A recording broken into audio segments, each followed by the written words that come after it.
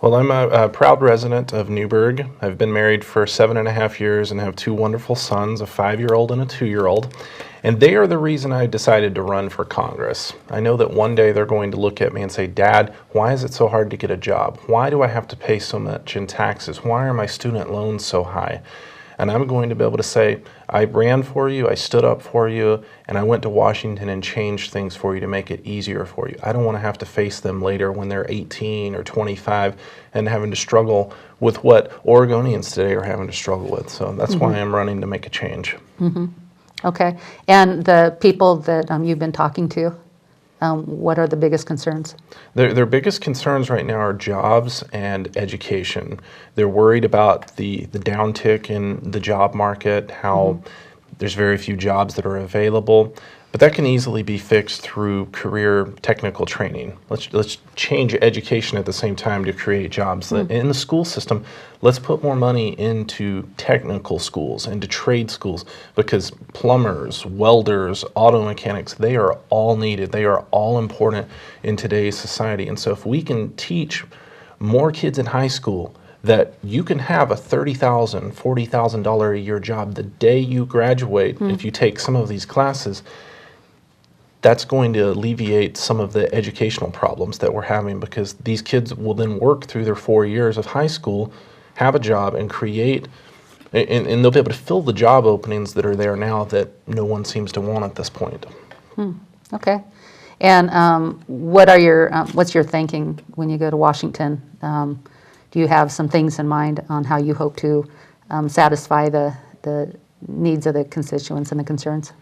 What I'm doing is I'm running a 4-point plan, which all falls back on jobs and education. The first point is to repeal Obamacare.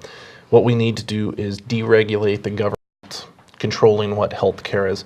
You should be able to decide what you want for your health care, for your family, and for your future family as well. Part 2 would be to help eliminate the national debt, $17.8 trillion, which is crippling everyone. This is a debt that our generation's not going to be able to pay back, but our children and grandchildren will have to pay. But if we're able to, create jobs, help change the education system, help get rid of Common Core but replace it with state standards, career training, we're going to be able to open up jobs. And what happens when you get a job? You have to pay some taxes. Well, what do the taxes do? They can pay down the national debt. Part 3 is to give Oregon's land back to Oregon. 53% of the state's owned by the federal government right now. So Oregon isn't even living up to half of its potential. There's all the timber, there's all the natural resources, there's rivers. We can do everything that we want to do. We have the ability here in Oregon to be a destination for natural resource use. If we do lumber, where are these lumbermen going to buy their gas? Where are they going to buy their homes? Where are they going to buy their clothes, their food? They're going to buy it here in Oregon. If we're able to open up the rivers to more fishing and to more natural resource use, we're going to open up and have an economic boom here in Oregon. But our failed leaders in Washington right now don't want to see that. They want to take a hands-off approach, but it's not their hands that are off, it's our hands that are off. It should be the other way around. The best federal government that we can have is one that we barely know exists. Isn't that the truth? I like that. And then part 4 is to recreate the jobs that's been lost from the failed leadership in Washington, D.C., and that's what I hope to be able to change. Open things up so people aren't afraid to start a small business because they're not afraid of the crushing government. So, any last words? Well, if anyone is able to help, my address, my web address is yatesforcongress.com. That's YATESFOR Congress.com. I can use your support, your votes. If you need a yard sign, you can let me know. All of my contact information is there. Where I stand on major issues is on my webpage as well. You can see some of the forums and the debates that I've had with Suzanne as well. So just check out my website, see what you're able to do, and let me represent you. Give me 2 years. Ask yourself, can you afford another 2 years of Suzanne, or can you afford to give someone else a chance for a change? Because it's been 40 years since a Republican has held this seat. And one-party rule for 40 years, no matter what party it is too long. It makes it too corrupt. It's time for a change. There's a lot of corruption. Okay. Well, thank you, Jason. Thank you. All right, good luck.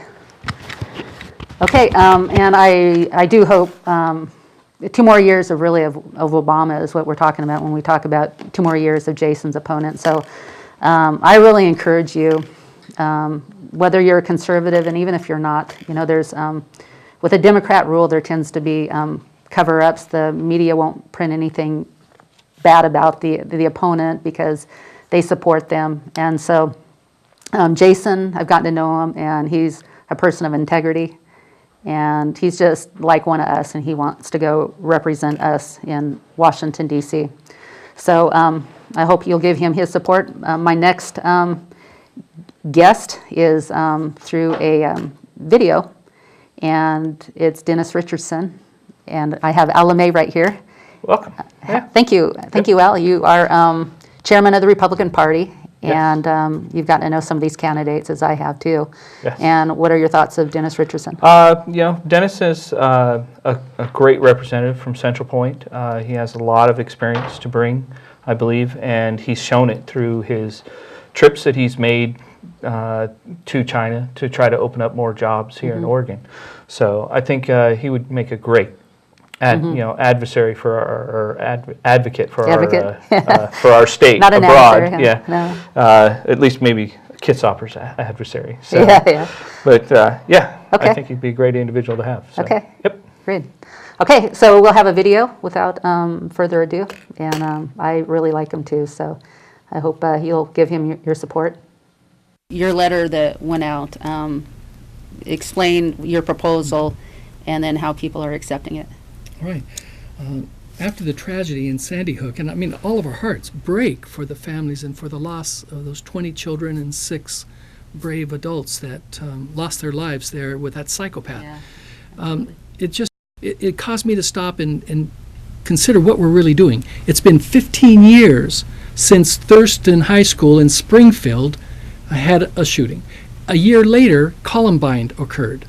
That's 14 years ago. 6 years ago, you had Virginia Tech. And now, 2 months ago, we have Sandy Hook Elementary. In each instance, you did not have armed response or the ability to stop a psychopath who's murdering innocents until after they were done and took their own lives.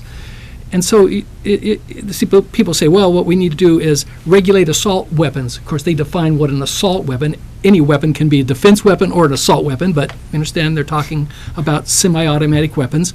And of course, those weapons were already illegal in Connecticut. Yeah. And they say, well, let's put locks on the doors of our schools. There was already locks on the door of Sandy Hook Elementary, but he shot his way in. They say, well, we need lockdown procedures. Well, they had lockdown procedures in Sandy Hook. None of that saved those 26 people.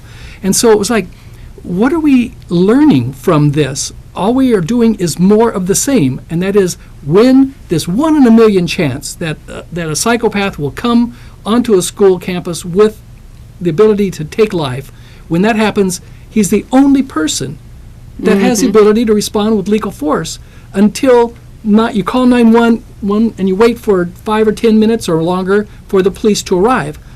Well, by then, in these kinds of circumstances, the lives have been taken and a suicide has been accomplished. And so what I suggested was that we just can't do nothing. That a passive response is not saving lives. And so what I did was try to open up the conversation. And so I said, what would be wrong with having on each campus a school policy or school district policy where on each campus you have 2 or 3 individuals, maybe they're ex-law enforcement or ex-military, or they just are they're shooters, that's their hobby. They're interested in guns. They're not afraid of them. They have a mental toughness to actually use a weapon, and have those individuals have concealed carry permit, be able to carry on campus, and have them get extra training. Because you got law enforcement and they can give training. For years we've had police officers that would be volunteers and helping and so forth.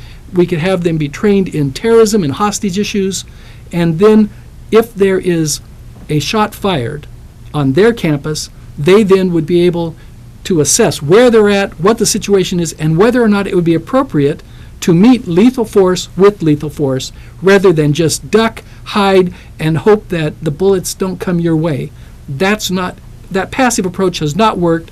It's not good enough. And so I did this in a newsletter. It went out by email, and if anybody wants to see it, they can go to Dennis Richardson, all one word, .org. That's my website, and just click on newsletters and see it.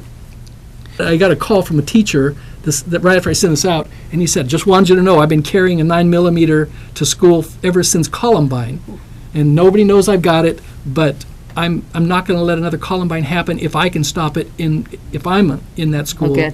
And 2 principals that I know are also carrying, and so it is happening now in school districts, but it shouldn't be done against the law, essentially. It should be done as a part of a process, a program where you provide training and you allow local law enforcement to do that, and you're recognized. You can have signs out there saying, understand, or if you come on these premises, there are those who are armed and prepared to deal with you. So no guns or dangerous weapons allowed. I think that would be preventative right there. Just letting the public at large know, Yeah. hey, we might be packing here.